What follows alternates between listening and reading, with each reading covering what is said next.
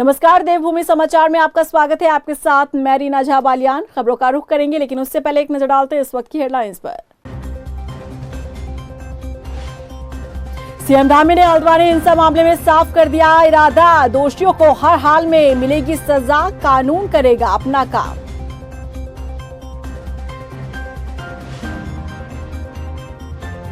हल्द्वानी में भारी police force तैनात, पुलिस की गाड़ियों के हूटर से टूट रहा सन्नाटा, सीएम और डीजीपी ने लिया हालात का जायजा।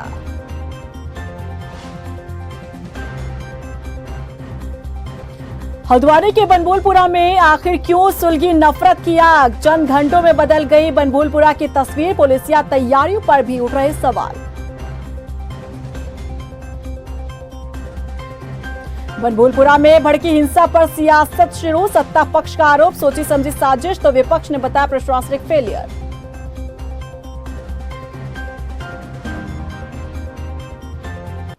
चलिए बुलेटिन की शुरुआत करते हैं। हल्द्वानी में गुरुवार को हुई हिंसा के बाद शुक्रवार को शांति रही।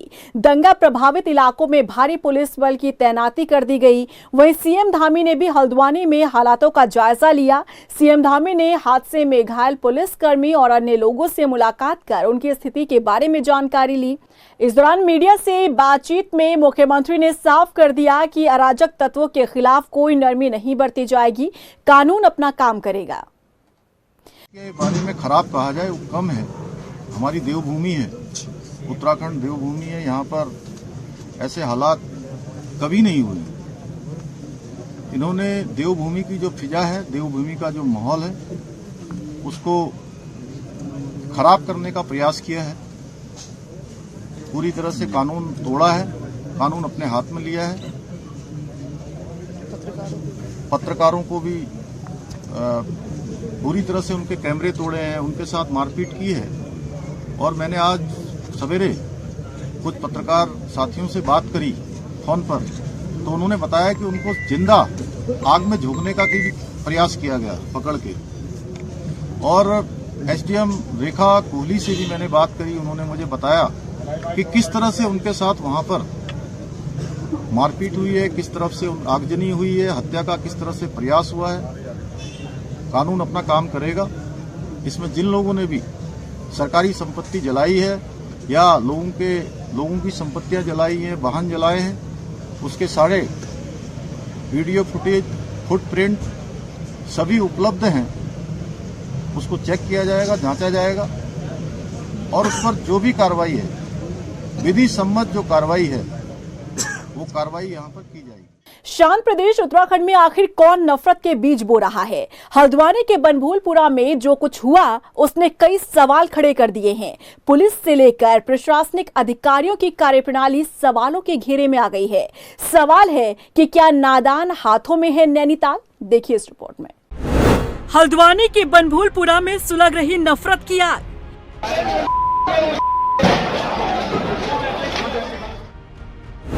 चंद घंटों में बदल गई बनभूलपुरा की तस्वीर। सवालों के घेरे में पुलिस से लेकर प्रशासनिक टीम, शहर में पथराव, सड़कों पर आगजनी। कैसे सुलग उठा हल्द्वानी? देवभूमि उत्तराखंड एक शांत प्रदेश जिसकी आबो हवा में मानो नफरत का जहर घुलता जा रहा है। इसका जीता जागता उदाहरण है बीते दिन हल्द्वानी में घटी हिंसक घटना। बनभूलपुरा में अवैध अतिक्रमण हटाने गई टीम पर जिस तरह से वहां के लोगों ने हमला किया, वो सबको हैरान करने वाला था।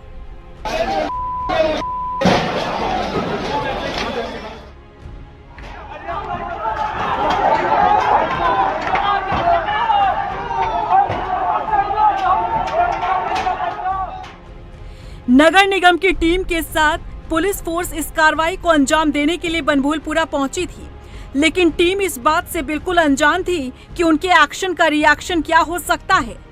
अवैध मदरसे को तोड़ने के बाद जैसे ही टीम वापस लौटने लगी, तभी वहां के लोगों ने टीम पर पथराव करना शुरू कर दिया।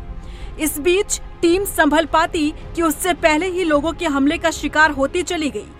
हालांकि पुलिस की टीम ने भी जवाबी कार्रवाई की, लेकिन तब तक लोगों की भीड़ पूरी तरह से टीम पर हावी हो चुकी थी। अब जिस तरह से ये पूरी घटना घटी है, इसने पुलिस से लेकर प्रशासनिक टीम पर सवाल खड़े कर दिए हैं। बनभूलपुरा में हुए बवाल के बाद सवाल खड़े होने लगे हैं कि क्या नादान हाथों में है नैनीताल? क्या डीएम और एसएसपी ने इस पूरी कार्रवाई को हल्के में लिया? हल्द्वानी के बनभूलपुरा में हालात को समझने में क्या पुलिस चूक कर गई? क्या पुलिस टीम मौके पर मौजूद लोगों के इरादे नहीं समझ पाई? आखिर कैसे इतना बड़ा बवाल हो गया? यूसीसी के कारण राज्य के संवेदनशील इलाकों में पुलिस सक्रिय होने के बाद भी कैसे हिंसक घटना हुई? आखिर क्यों पुलिस हिंसक लोगों की मंशा नहीं समझ पाई? आखिर लोगों के पास पत्थर कहां से आए? बनभूलपुरा में हुई घटना के बाद से ये तमाम सवाल खड़े हो रहे हैं। अब इस पूरे मामले को लेकर आखिर नैनीताल डीएम वंदना सिंह का क्या कुछ कहना है, चलिए आपको सुनाते हैं। With in half an hour इकट्ठा होकर जो है हमारी जो टीमें हैं नगर निगम की, उन पर पहला अटैक किया गया पत्थरों के माध्यम से। पत्थर बरसाने शुरू करे गए चारों तरफ, जो छतें हैं उनके माध्यम से। मैंने आपको 30 तारीख की फुटेज दिखाई, किसी छत पर कोई पत्थर नहीं था। तो जिस दौरान ये सारी विधिक प्रक्रिया चल रही थी, जब हम सुनवाई कर रहे थे, माननीय उच्च न्यायालय सुनवाई कर रहा था, तो छतों पर पत्थर उस दौरान इकट्ठे करे गए। इसका मतलब इट वाज प्लान्ड कि जिस दिन भी डिमोलिशन ड्राइव होगी, हम उस दिन इस तरह से फोर्सेस को अटैक करेंगे, इस तरह से डिमोरलाइज करने की कोशिश करेंगे स्टेट मशीनरी को। तो पत्थरों का अटैक हुआ जब हमारी टीम पीछे नहीं हटी, हमने डिमोलिशन ड्राइव को जारी रखा, हमारे ऑफिसर्स ने। उसके बाद जब पहली मॉब जो आई पत्थरों के साथ, उनको डिस्बर्स कर दिया गया, तो दूसरी मॉब आई जिनके हाथों में पेट्रोल बम थे, जो फ्यूल होता है उसकी प्लास्टिक की बॉटल्स थी, उसमें उन्होंने आग लगा कर फेंकी। आप लोगों ने वीडियो फुटेज में भी देखा, आप लोग अभी तक सब कवर भी कर चुके हैं। ये फेंका गया, ये भी अनप्रोवोक्ड था। डीएम वंदना कह रही हैं कि प्लानिंग के तहत ही लोगों ने हिंसक घटना को अंजाम दिया। पत्थरों को पहले से ही छतों पर इकट्ठा करके रखा गया था ताकि टीम पर अटैक किया जा सके। अब इसी से सवाल खड़े होते हैं कि जब वहां के लोग टीम पर अटैक करने की तैयारी पहले से कर रहे थे, फिर आखिर प्रशासनिक टीम और पुलिस टीम क्यों तैयारी के साथ नहीं पहुंची? ये एक बड़ी चूक है जिसे दरकिनार नहीं किया जा सकता। बनभूलपुरा में घटी घटना ने उत्तराखंड के इतिहास को काला करने का काम किया है। उत्तराखंड के हल्द्वानी में यूं भड़की हिंसा की आग पर सियासत गरमाती दिख रही है। सत्ता पक्ष इस घटना को जहां सोची समझी साजिश करार दे रहा है, तो वहीं मुख्य विपक्षी दल कांग्रेस ने इसे शासन प्रशासन का फेल्योर बताया है। देखिए रिपोर्ट। हल्द्वानी में भड़की हिंसा पर शुरू हुई सियासत। सत्ता पक्ष बता रहा सोची समझी साजिश, तो विपक्ष ने शासन प्रशासन का बताया फेलियर। अलर्ट मोड पर पुलिस प्रशासन। उत्तराखंड का हल्द्वानी हिंसा की आग में जल उठा है। नैनीताल जिले में हल्द्वानी के बनभूलपुरा इलाके में उस वक्त हिंसा की चिंगारी भड़क उठी जब नगर निगम अतिक्रमण हटाओ अभियान चला रहा था। हिंसा की आग इतनी भयावह थी कि पूरा शहर जल उठा। वहीं हालात का जायजा लेने के लिए मुख्य सचिव राधा रतुड़ी और डीजीपी अभिनव कुमार मौके पर पहुंचे। डीजीपी का कहना है कि स्थिति तनावपूर्ण है लेकिन नियंत्रण में है। शरारती तत्वों पर जल्द ही सख्त कार्रवाई की जाएगी। आज चीफ सेक्रेटरी मैडम और हमने सारी समीक्षा की है। अस्पताल गए, वहाँ जो लोग घायल एडमिट हुए हैं उनका हालचाल पूछा गया और अभी यहाँ थाने पे आके डैमेज हमने असेस किया है। तो अभी स्थिति थोड़ा तनावपूर्ण है लेकिन नियंत्रण में है। और हमने डीएमएसपी के साथ और एडीजी लॉ एंड ऑर्डर हम सब लोगों ने मीटिंग कर ली है और मुझे विश्वास है जल्दी ही शांति व्यवस्था को बहाल करने के लिए और इस उपद्रव के पीछे जो भी शरारती तत्व थे, एंटी सोशल एलिमेंट्स थे, उनके खिलाफ सख्त से सख्त। वहीं इस बीच हल्द्वानी में हुई घटना पर सियासत गरमाती दिख रही है। सत्ता पक्ष इस घटना को सोची समझी साजिश करार दे रहा है, तो वहीं मुख्य विपक्षी दल कांग्रेस ने इसे शासन प्रशासन का फेल्योर करार दिया है। हल्द्वानी से विधायक सुमित हृदय ने अतिक्रमण पर हुई कार्रवाई को जल्दबाजी में उठाया गया कदम बताया है। नहीं देखिए, तो बहुत बड़ी चूक है प्रशासन और जो प्रशासनिक अधिकारी हैं जिनका बड़ा उतावलापन है, क्योंकि अभी वो जब कोर्ट अप्रोच जिन लोगों ने करा था उन्हें 14 तारीख की डेट उनके पास थी, लेकिन जल्दबाजी में और बिना कॉन्फिडेंस में लिए हुए वहाँ के जो लोग हैं, जो मौजूद लोग हैं, जो उनके मौलाना लोग हैं, तो उनको कॉन्फिडेंस में लेके बात करी जाती है। आप एकदम वहाँ पहुँच जाते हैं और बिना इन्फॉर्मेशन के और ऐसी कार्रवाई को अंजाम दिया। लेकिन अनुचित हुआ जो भी हुआ, आज आज़ादी के बाद से आज तक कभी हल्द्वानी शहर में ऐसा हमने कभी नहीं देखा। जिम्मेदार है तो इनकी इंटेलिजेंस क्या कर रही थी? कहाँ है सरकार का इंटेलिजेंसिया? सरकार की अपनी एलआईयू कहाँ है? उपद्रवी आए कहाँ से वहाँ? किसने घुसने दिया? ये शांति प्रिय इलाका है, ये देवभूमि है और इसमें सारी सरकार की लापरवाही है। और मुझे तो ये लगता है कि सरकार ने जानबूझ के इस घटना को अंजाम दिया। कि हम हाई कोर्ट के सिटिंग जज की देखरेख में इस पूरे प्रकरण की जांच की मांग कर रहे हैं, क्योंकि इसमें प्रशासनिक लोग भी इन्वॉल्व हैं और कहीं ना कहीं हमें लगता है कि जांच अगर हाई कोर्ट के जज करेंगे तो न्याय हो पाएगा। जो निरपराधी हैं उनके खिलाफ कार्रवाई नहीं होगी और जो अपराधी हैं उनके खिलाफ ठोस कार्रवाई उसके माध्यम से हो पाएगी। जहां विपक्ष हल्द्वानी के बनभूलपुरा में हुई हिंसक घटना को लेकर शासन प्रशासन पर सवाल उठा रहा है, तो वहीं सत्ता पक्ष ने इसे सोची समझी साजिश करार दिया है। प्रारंभ थी, लेकिन सोची समझी साजिश के तहत जिस प्रकार से वहाँ लोग इकट्ठे किए गए और फिर पथराव पुलिस पर किया गया, थाने को जलाया गया, एक बहुत ही दुखद घटना। मैं कह सकता हूँ मुख्यमंत्री जी ने इसको तत्काल संज्ञान में लेते हुए सख्त कार्रवाई करने के निर्देश दिए और आज वहाँ धारा 144 लगी हुई है, सबसे शांति व्यवस्था बनाए रखने की अपील की गई है। लेकिन जांच का विषय आखिरकार इस प्रकार का जो षड्यंत्र देवभूमि के अंदर जो लोग करने का प्रयास करेंगे उस जेल की सलाखों के अंदर होंगे और जो भी तोड़फोड़ हुई है जिसके द्वारा हुई है उसके CCTV फुटेज है, उन सब पर कार्रवाई होगी। सोची समझी साजिश बीजेपी बता रही है। ऐसे में सवाल उठना लाजमी है कि फिर शासन प्रशासन के पास इस साजिश के कोई इनपुट्स क्यों नहीं थे? आखिर क्यों बनभूलपुरा में कार्रवाई करने वाली टीम तैयारी के साथ नहीं पहुंची? वह हल्द्वानी घटना के बाद देहरादून पुलिस भी अलर्ट मोड पर है। राजधानी की सभी थाना चौकियों में नियुक्त पुलिस बल के साथ साथ पुलिस कार्यालय की फोर्स को भी हाई अलर्ट पर रखा है। लाठी और हेलमेट के साथ 24 घंटे तैयार रहने के निर्देश दिए गए हैं। वहीं शुक्रवार को जुमे की नमाज को लेकर भी पुलिस प्रशासन दिन भर सतर्क रहा और शहर के काजी मोहम्मद अहमद कासमी ने भी अमन की अपील की है। हल्द्वानी की जो एक घटना हुई है उसको देखते हुए प्रदेश भर में सतर्कता के निर्देश जारी हुए हैं और जिसको देखते हुए राजधानी देहरादून में भी सभी को अलर्ट मोड पर रखा गया है। खासकर जो हमारे संवेदनशील पॉइंट होते हैं और चूँकि आज शुक्रवार भी है, नमाज भी हर जगह अदा की जाती है, तो उसको देखते हुए कहीं कोई ऐसी अप्रिय बात ना हो और कहीं भी कोई सोशल मीडिया के माध्यम से इस तरह की अफवाह फैलाकर लोगों को उत्तेजित ना करें। सभी चीज़ों पर नज़र रखी जा रही है। हमारी तो अपील यही है कि सब इंसान हैं, सबके साथ अच्छा सलूक होना चाहिए।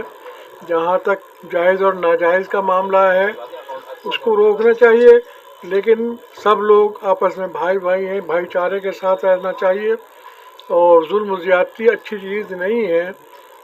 हल्द्वानी की घटना के बाद काशीपुर पुलिस प्रशासन पूरी तरह से अलर्ट मोड पर है। काशीपुर कोतवाल इंस्पेक्टर मनोज रतूड़ी ने भी सभी लोगों को अराजक तत्वों से सतर्क रहने के निर्देश दिए हैं। दंगाइयों से निपटने के लिए भारी संख्या में पुलिस फोर्स चप्पे चप्पे पर तैनात है और ड्रोन कैमरों द्वारा संवेदनशील क्षेत्र में निगरानी की जा रही है।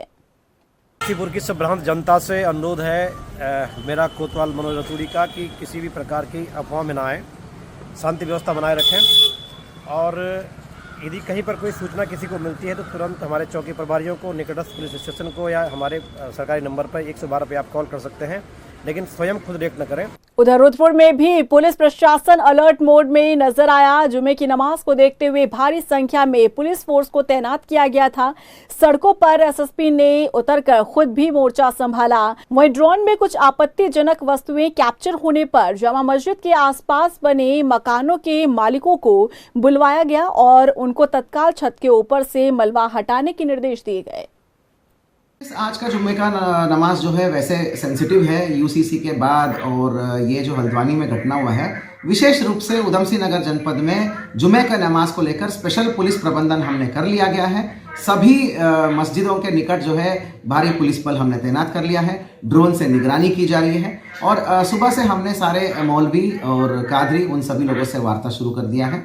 उन सभी का भी पॉजिटिव मैसेज आया हमारे पास कि किसी भी प्रकार का हिंसात्मक या आक्रामक या किसी प्रकार का उत्तेजित करने वाली कोई बयानबाजी को ये सपोर्ट नहीं करेंगे। वहीं गदरपुर विधायक अरविंद पांडे ने क्षेत्रवासियों से हल्द्वानी की घटना पर शांति बनाए रखने की अपील की है। उन्होंने कहा कि हल्द्वानी की घटना सांप्रदायिक तनाव का रूप न ले, इसके लिए धामी सरकार लगातार प्रयास कर रही है। देखिए, उपद्रवी जो होते हैं वो उपद्रवी होते हैं, ना वो हिंदू होते हैं, ना मुसलमान होते हैं, ना सिख होते हैं, ना ईसाई होते हैं। और देश इस समय कानून के माध्यम से चल रहा है। किसी जाति के लोग हों, सभी को मोदी पे विश्वास है, भारतीय जनता पार्टी की सरकार पे विश्वास है। तो चाहे मंदिर हो, चाहे मस्जिद हो, गुरुद्वारा हो, गिरजाघर हो, कोई हो, हम सब उन मानते हैं। लेकिन सब कुछ है, ये है मानवता के लिए, मानव जाति के लिए, मानव जाति को सही दिशा देने के लिए, इंसानियत को सही रास्ता दिखाने के लिए, उपद्रव के लिए नहीं। देहरादून नगर निगम की 13,000 फाइलें रहस्यमय ढंग से गायब हो गई। राज्य सूचना आयुक्त योगेश भट्ट ने सुनवाई के दौरान ये मामला पकड़ा तो उन्होंने कार्रवाई के लिए सचिव शहरी विकास, निदेशक शहरी विकास को आदेश भेजा है। दरअसल नगर निगम में साल 1989 से 2021 तक नगर निगम अभिलेखों से 13,743 पत्रावलियां गायब होने की बात सामने आई है। जिलाधिकारी सोनी ने कहा कि जो आंकड़ा सामने आया है फाइलों के गायब होने का, उनकी जांच की जा रही है और जांच के बाद आगे की कार्रवाई की जाएगी। इसमें सूचना के अधिकार में एक सूचना जो दी गई है उसके अंदर ये डेटा आया है, ये नंबर्स आए हैं, जिसके क्रम में मैंने नगर आयुक्त से जब सूचना ली तो उनके द्वारा बताया गया है कि वो एक इसमें जांच भी कर रहे हैं और अलग से पूरी डिटेल निकाल के जो भी आगे कार्रवाई करनी होगी वो इसमें करेंगे जैसे ही तथ्यों की पुष्टि होगी। इस तरह की दोबारा गलतियां ना तो उसके लिए आपने कुछ निर्देश दिए हैं नगर आयुक्त को? नहीं, अभी तो वो देखेंगे जो सूचना गई है वो सूचना में क्या क्या किस तरह के डॉक्यूमेंट्स हैं और क्या सूचना में डिटेलिंग की गई है और उसके आधार पे फिर वो आगे। भगवानपुर विधानसभा क्षेत्र में विधायक ममता राकेश ने काफी सालों से खराब पड़ी सड़क को बनवाकर उसका उद्घाटन किया। मंडावर गांव में एक सड़क पिछले 1.5 दशक से बुरी हालत में पड़ी हुई थी, जिसका निर्माण कार्य अब शुरू हो चुका है। सड़क बन जाने से ग्रामीणों को भी आवाजाही में राहत मिलेगी। देखिए, भगवानपुर विधानसभा में लगातार विकास कार्य चरम पर हैं और हर क्षेत्र में काम किए जा रहे हैं, चाहे जल निकासी की बात हो, चाहे सड़कों की बात हो, हर क्षेत्र में काम किए जा रहे हैं। उसी क्रम में आज मंडावर गांव में ये रास्ता बहुत दिन से खराब था और बहुत दिन से ग्रामवासियों की मांग थी कि इस रास्ते को आप बनवाएं। तो उसी के तहत मैंने HRDA में प्रस्ताव दिया और वहाँ से ये स्वीकृति मिली और आज 13,75,000 रुपए की लागत से इस मार्ग का निर्माण कराया गया है। जी का बहुत बहुत धन्यवाद। इस रास्ते हमारे गांव वालों को काफ़ी कठिनाई का दिक्कत का सामना करना पड़ता है। 20-30 साल हो गए रास्ता बड़े जंजर रूप से विधायक जी ने जो वादा किया था चुनाव में, जो वादा किया था कि ये रास्ता संपूर्ण तरह से बनाएंगे, आप विधायक जी ने अपना रास्ता वादा पूरा किया है। 9 फरवरी 2023 को देहरादून के गांधी पार्क के सामने युवाओं पर हुए लाठीचार्ज के विरोध में उत्तराखंड बेरोजगार संघ ने आज का दिन काला दिवस के रूप में मनाया। माथे पर काली पट्टी बांधकर उत्तराखंड बेरोजगार संघ के बैनर तले युवाओं ने सरकार के खिलाफ नारेबाजी कर सरकार का पुतला दहन किया। बेरोजगार संघ के अध्यक्ष बॉबी पवार का कहना है कि सरकार सरकारी नौकरी में भर्तियों का सिर्फ दिखावा कर रही है। देखिए, आज के दिन को हम काले दिवस के रूप में उत्तराखंड के इतिहास में मनाने जा रहे हैं। वो इसलिए कि जिस प्रकार से 9 फरवरी 2023 को उत्तराखंड के युवाओं के साथ गांधी पार्क के बाहर घंटा घर पर जिस प्रकार से उत्तराखंड सरकार और यहाँ की पुलिस ने बर्बरतापूर्ण व्यवहार किया था, उन पर लाठियां बांधी थी, उन्हें जेल भेजा था, उन पर मुकदमे लगाए थे, उस विरोध स्वरूप हम आज के दिन को काले दिवस के रूप में मनाना चाहते हैं। सरकार ने जितने भी वादे किए, हम 1 साल से आंदोलनरत है और धरना स्थल एकता विहार में हमारा धरना चल रहा है। धामी सरकार ने कहा, खुद धामी जी ने कहा कि हम उत्तराखंड में भर्ती घोटालों के लिए CBI लाएंगे, परंतु ना तो आज तक CBI आई। दूसरी बात, धामी जी ने गैरसैंण के सत्र में कहा था कि हम युवाओं से मुकदमे वापस करेंगे, ना अभी तक वो मुकदमे वापस हुए, अभी तक युवाओं का मानसिक शोषण किया जा रहा है। अल्मोड़ा विधानसभा क्षेत्र की ज्वलंत समस्याओं के समाधान के लिए कांग्रेस के वरिष्ठ उपाध्यक्ष बिट्टू कर्नाटक ने आंदोलन की चेतावनी दी है। उन्होंने कहा कि उत्तराखंड राज्य बनने के बाद अल्मोड़ा विधानसभा क्षेत्र हमेशा उपेक्षित रहा है और आज अल्मोड़ा में सड़क, स्वास्थ्य, शिक्षा की हालत दयनीय होती जा रही है, लेकिन अल्मोड़ा विधानसभा क्षेत्र की हालत में कोई सुधार नहीं हो रहा है। देखिए, आज अल्मोड़ा विधानसभा के अंतर्गत जो आंतरिक सड़कें हैं या हमारी ग्रामीण क्षेत्र की सड़कें हैं, उनको लेकर उनकी स्थिति अत्यंत दयनीय है। आज माल रोड जो जाखन देवी के पास सीवर के कारण खुदाई हुई है जिसकी, वहां एक साथी की हमारी मौत भी हो गई कार्य की लापरवाही के कारण। लगातार अल्मोड़ा और उसके आसपास के क्षेत्रों को जिस तरीके से हमारे नाले 39 नाले बनने थे जिसके लिए 20 करोड़ रुपए निर्गत हो गया था, वहां काम प्रारंभ नहीं हो पाया है। टिहरी गढ़वाल की जिला सभागार में फायर सीजन को लेकर जिलाधिकारी मयूर दीक्षित की अध्यक्षता में जिला स्तरीय वन अग्नि सुरक्षा समिति की बैठक की गई। बैठक में डीएम ने सभी संबंधित विभागीय अधिकारियों से वन अग्नि सुरक्षा को लेकर चर्चा करते हुए तैयारियों की जानकारी ली। पुलिस विभाग को वन अग्नि की घटनाओं को लेकर नोडल अधिकारी नामित कर यहां पर अप्राकृतिक रूप से वन अग्नि की घटनाओं को अंजाम देने वालों के खिलाफ मुकदमा दर्ज करने को कहा गया। एसओ और एएसओ पद की ऑनलाइन परीक्षा को लेकर अलग अलग परीक्षा केंद्रों में देहरादून पुलिस ने छापेमारी की। राजपुर और डोईवाला स्थित परीक्षा केंद्रों में छापेमारी कर नकल करा रहे गिरोह के 4 सदस्यों को गिरफ्तार किया गया और 2 आरोपी फरार चल रहे हैं। गिरफ्तार आरोपी अंकित के खिलाफ दिल्ली क्राइम ब्रांच में भी मुकदमा पंजीकृत है, जिसमें दिल्ली पुलिस आरोपी की तलाश कर रही थी। की परीक्षा आयोजित की जा रही थी, जिसमें एसओ और एएसओ पद की परीक्षा थी और इसको जो है यहाँ पर 2 सेंटरों पर अनियमितता की शिकायत गोपनीय रूप से मिली थी, जिस पर टीमें हमारी लगाई गई थी। तो प्रथम दृष्टया जो वहाँ पर लीज लाइन को जोड़कर जो सर्वर है जिसमें ऑनलाइन परीक्षा होती है, उस पर कहीं ना कहीं उससे जो है छात्रों को नकल कराने की बात सामने आई थी। उस पूरे चेकिंग के बाद इसमें 4 लोग जिसमें शामिल थे उनको गिरफ्तार किया गया। राजपुर और डोईवाला थाने में चारों के खिलाफ मुकदमा दर्ज कराया गया। 2 इसमें मेन मास्टरमाइंड जो थे वो फरार चल रहे हैं। इसमें एक अंकित है जो पूर्व में भी दिल्ली क्राइम ब्रांच के किसी मुकदमे में वांछित चल रहा था, वहाँ भी इसी तरह से परीक्षा ऑनलाइन परीक्षा नकल में उसके द्वारा धांधली की गई थी। हर साल की तरह इस साल भी 10 फरवरी से ऊर्जा क्रिकेट कप उत्तराखंड का आयोजन किया जा रहा है। इसमें 20 विभागों की टीम हिस्सा ले रही है। 10 फरवरी से 25 फरवरी तक ये टूर्नामेंट चलेगा, जिसमें 20-20 ओवर के मैच होंगे। हर टीम को लीग आधार पर 4 मैच खेलने होंगे और हर मैच के दौरान आईपीएल के ही नियम लागू होंगे। उत्तराखंड के सरकारी विभागों के लिए आयोजित किया जाने वाला एक टूर्नामेंट है। इस बार ये 5वां संस्करण है। पिछले 4 सालों से हम लगातार करते आए, ये 5वीं बार है। और इसमें सबसे बड़ी कोशिश ये होती है कि जितने हमारे उत्तराखंड सरकार के विभाग हैं उनके सरकारी कर्मचारी इसमें हिस्सा लें और यहाँ एक भाईचारे के माहौल के साथ साथ आने वाले टाइम में भी सरकारी विभागों में खेल का योगदान दिखाई पड़ता रहे। खेल अनुशासित करता है और मित्रता सिखाता है। रुड़की में ड्रग्स कंट्रोल डिपार्टमेंट और देहरादून से आईएसटीएफ की संयुक्त छापेमारी में एक बंद पड़ी दवा फैक्ट्री में भारी मात्रा में दवाइयां मिली हैं। बताया जा रहा है कि 5 साल पहले भी इस फैक्ट्री में टीम ने ऐसी ही कार्रवाई की थी और फैक्ट्री को सील कर दिया। वहीं drugs control inspector Anita Bharati ने कहा कि जांच के बाद लाइसेंस निरस्तीकरण की कार्रवाई की जाएगी। एक्चुअली कुछ जो लगातार हमारे स्टेट में जो लगातार शिकायतें मिल रही हैं कुछ स्पूरियस दवाइयों से रिलेटेड, उसी के संदर्भ में कुछ कंपनियां हैं। हालांकि कुछ कंपनियां ऐसी भी हैं जिनके पास लाइसेंस है, बट यहां पर अभी एसटीएफ को भी ऐसी कोई जानकारी मिली थी। हम लोग कंबाइंडली एक इन्वेस्टिगेशन कर रहे हैं। अभी इन्वेस्टिगेशन चल रही है, कुछ हम लोग रिकॉर्ड्स देख रहे हैं, चेक कर रहे हैं और जो भी हमें मिलेगा उसके अकॉर्डिंग हम लोग आगे की प्रक्रिया करेंगे। और इसी के साथ फिलहाल इस बुलेटिन में बस इतना ही, लेकिन चलते चलते एक नजर डालते हैं इस वक्त की हेडलाइंस पर। सीएम धामी ने हल्द्वानी हिंसा मामले में साफ कर दिया इरादा, दोषियों को हर हाल में मिलेगी सजा, कानून करेगा अपना काम।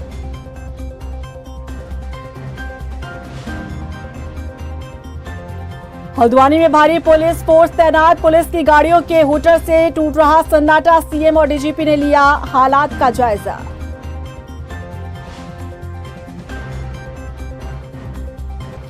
हल्द्वानी के बनभूलपुरा में आखिर क्यों सुलगी नफरत की आग, चंद घंटों में बदल गई बनभूलपुरा की तस्वीर, पुलिसिया तैयारियों पर भी उठ रहे सवाल। बनभूलपुरा में भड़की हिंसा पर सियासत शुरू, सत्ता पक्ष का आरोप, सोची समझी साजिश तो विपक्ष ने बताया प्रशासनिक फेलियर।